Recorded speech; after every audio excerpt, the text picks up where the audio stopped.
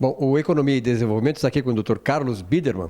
Carlinhos, como é que foi o ano de 2015? Nós sabemos que a economia está caindo menos, aliás, mais do que 3% que o governo anunciou. Isso é uma tragédia do ponto de vista social, econômico e tal. Mas como é que foi, na tua visão, como é que foi 2015? Acho que 2015 a gente pode, não dá para analisar 2015 se não analisar a crise política, especialmente a Lava Jato.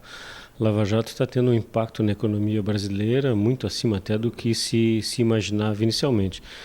Se isso tudo servir para limpar o Brasil, se isso for vamos dizer assim, uma limpeza ética e moral do país, isso vale a pena esse preço. Agora, se não servir, aí realmente é um custo desnecessário, um custo perdido, né? Mas eu acredito que sim, que o Brasil seja um país diferente depois dessa operação Lava Jato e as consequências dela que ainda não terminaram, estão longe de terminar.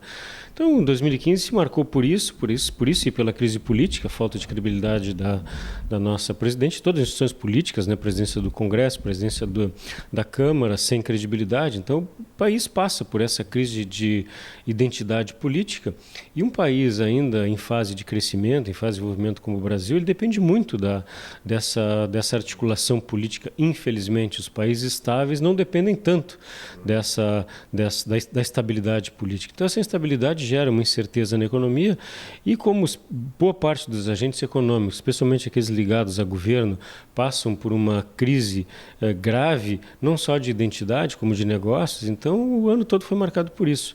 E eu diria que até existem algumas ilhas de excelência no país, agora, porém, é um momento de oportunidade, né? Isso não é um momento de ficar chorando, isso é uma realidade, a gente tem que enfrentar essa realidade e é um momento de identificar oportunidades, é um momento de identificar oportunidades de inovação, oportunidades de crescimento em áreas específicas, porque as pessoas continuam consumindo menos, mas consomem. Então, sempre vai ter alguém, vamos dizer assim, como eu tenho dito, pegando o espaço na carteira do seu cliente. Que a carteira continua existindo, ela está mais magra, mas ela continua existindo. Então, essa disputa que fica mais pesada e aqueles mais criativos, mais capazes, têm condição de pegar um pedaço da carteira do seu cliente, né?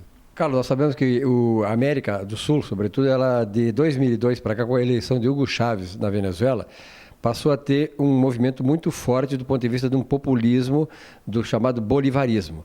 Nós tivemos agora há pouco a eleição do Macri na Argentina, que foi um contraponto a essa situação. Tu acreditas que a partir da eleição do Macri, quer dizer, da perda de poder, do populismo chavista que se estendeu para a América Latina e sobretudo também na Argentina e no Brasil, possa ser um contrafluxo essa coisa, ou seja, os países recuperarem a sua identidade, o seu viés, digamos, de desenvolvimento econômico, que não seja nesse populismo barato que não levou a nada? Eu não tenho dúvida, Silvio, talvez eu esteja mais otimista do que realista nesse processo. A gente não conhece ainda bem o programa de Macri, porém é uma pessoa identificada com ideias de livre mercado, porém tinha o seu viés populista também, já que, enfim, apoiou o peronismo durante um bom tempo, o peronismo que destruiu a Argentina pelo populismo que tu bem dissesse, mas eu acho que sim, eu acho que o efeito Orloff dessa vez é positivo. Então nós temos aí uma mudança importante na Argentina e eu vejo já os agentes econômicos no mundo todo passando a indicar como opção de compra títulos da Argentina, o que muda de figura. Quer dizer, se os agentes econômicos começam a indicar a opção de compra os títulos da Argentina, é porque existe credibilidade no mercado financeiro, que é o primeiro a reagir num processo desse. Então, se isso está acontecendo, é porque a credibilidade, a expectativa de um governo que inverta o fluxo da Argentina, o importante é o fluxo, né, Silvio? Porque a situação da Argentina é calamitosa, é grave, mais grave que a do Brasil, mas sim mudar o rumo, mudar a direção da economia para uma abertura, enfim, lenta e gradual, um relacionamento com os países importantes e não só com os países pobres, isso muda de figura, então muda uma tendência e espero que esse efeito aconteça rapidamente aqui no Brasil. Carlos, quando a gente conversa sobre a questão de desenvolvimento econômico, quando tu colocasse a questão assim, de a gente ter uma situação de livre mercado capaz de desenvolver o país, que só o livre mercado desenvolve o país, Nós pensamos no Brasil na questão do tamanho do Estado, ou seja, a discussão ela precisa necessariamente chegar na questão do tamanho do Estado. Que Estado que queremos? Nós sabemos que o Estado máximo, quer dizer, o Estado como está hoje no Brasil, não dá resultado. É um Estado ineficiente, um Estado que não cumpre com as suas funções principais e acaba concorrendo com a iniciativa privada e desestimulando a iniciativa privada. Esta reforma do Estado para ti é fundamental para este novo salto do Brasil? Acho que tu já desse a resposta na tua pergunta. Evidentemente que sim. Eu acho que o Brasil passou de muito o limite do Estado razoável, para não dizer mínimo, como a gente defende. Eu acho que falta no Brasil ainda alguém com credibilidade, capacidade política e vontade política de fazer o que tem que ser feito.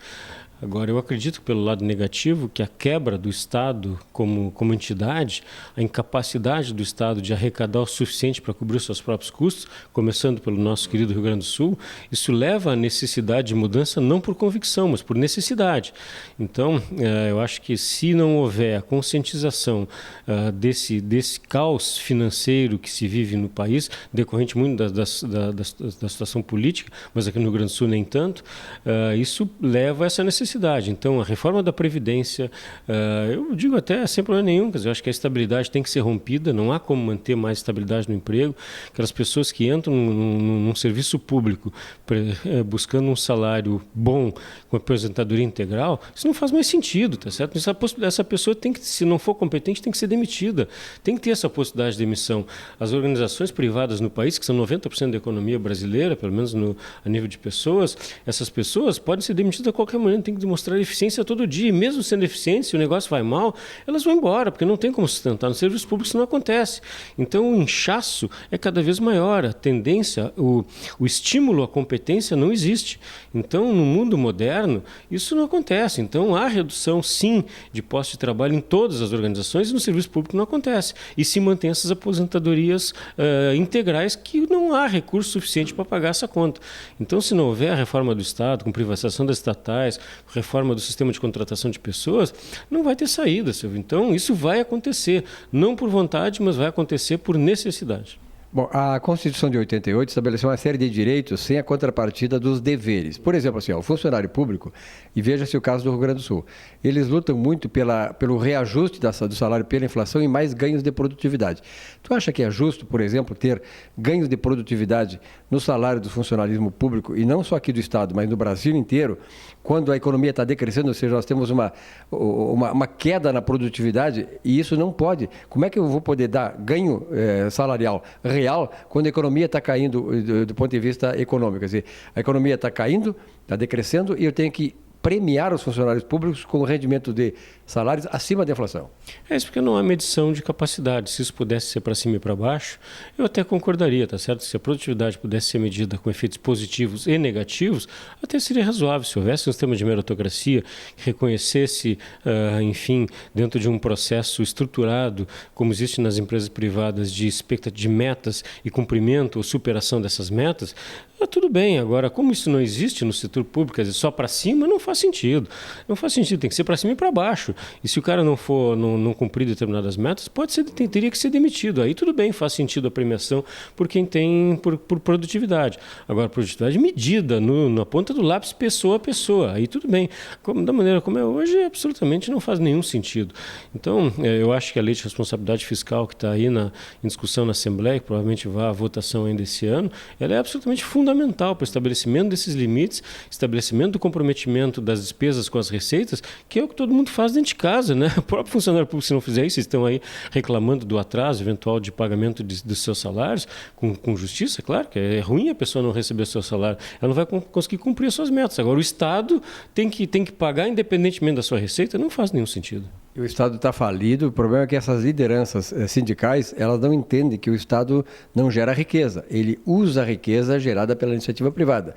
É de novo a questão da briga pelo espaço na carteira, né? Quem tem mais voz, quem tem mais capacidade de articulação política, acaba pulando primeiro na carteira que tem dinheiro. Quer dizer, os que chegarem depois não vão ter.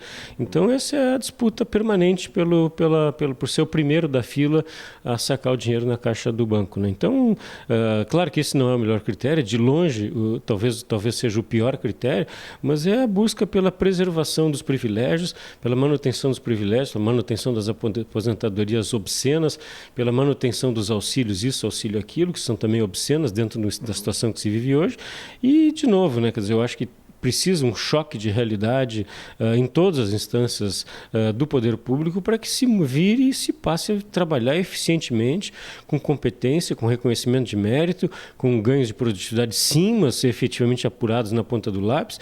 Não aquelas pessoas que ficam lá, trabalham 5, 6 horas por dia, têm suas aposentadorias garantidas, têm auxílio disso, auxílio daquilo, enfim, que não faz nenhum sentido, né? Tem o seu próprio emprego garantido. Seu próprio emprego garantido contra todos os trabalhadores da iniciativa privada, que são 90%, que não têm, pelo contrário, quer dizer, eles estão permanentemente sob risco. Inclusive, toda vez que se fala em aumento de imposto, certamente o emprego das pessoas que vai pagar esse imposto está em risco, mas a obrigação delas pagar não deixa de existir, né? Bom, falar com o Carlos Bidermann não pode deixar de também se tocar um assunto que é meu e dele preferencial, que é a questão do nosso tricolor Grêmio Futebol Porto Alegrense. Eu acho que agora vamos para a Libertadores. Se tu fosse dirigente atuante lá, eu sei que tu foi conselheiro, né, do Grêmio. Sou conselheiro. É conselheiro do Grêmio. Mas o que nós precisamos, eu digo nosso time, o Grêmio Porto Alegrense, para fazer uma boa figura na Libertadores do ano que vem, já que nós agora garantimos a vaga na Libertadores? Eu acho que o Grêmio, depois de muitos anos, começa um ano com Libertadores, mas começa um ano com uma base de time muito, muito boa, né? Então, a gente sempre montava time a cada início de ano. A gente sabe que montar time no começo de ano não faz nenhum sentido. Ninguém consegue estruturar um time em tempo curto. O Tite, né, ainda fala sobre isso na Veja recentemente, né? Precisa no mínimo 6 meses para montar um time razoável. O Grêmio tem uma base de time. Então, com algumas peças muito bem selecionadas, se encaixando no time do Grêmio, o Grêmio tem condição sim de competitividade, de disputar uma Libertadores com qualidade, com competência, a partir de uma base estabelecida, com muita gente da base nesse processo. Então, sei lá, 3 ou 4 peças-chave que possam se encaixar no time e que tenham o desempenho, enfim, que a gente imagina que possam vir a ter. O Grêmio tem toda a condição de disputar a Libertadores. O difícil é achar essas peças que se encaixem no Grêmio, que encarem o espírito da camiseta tricolor e que possam, enfim, levar o Grêmio a bom desempenho. Eu acho que existe essa possibilidade, sim, e não é difícil. Carlinhos, muito obrigado pela tua entrevista. Belo final de ano, um bom ano novo, né? E a nossa próxima entrevista com o Carlos Bidermann será no ano que vem. Aqui é um mês e pouco, né? Muito obrigado, Silvio. Um ótimo ano, um ótimo 2016 para ti, para os nossos telespectadores. E na expectativa, na torcida, que 2016 seja um ano melhor. Na economia não é o que indica, no futebol certamente será.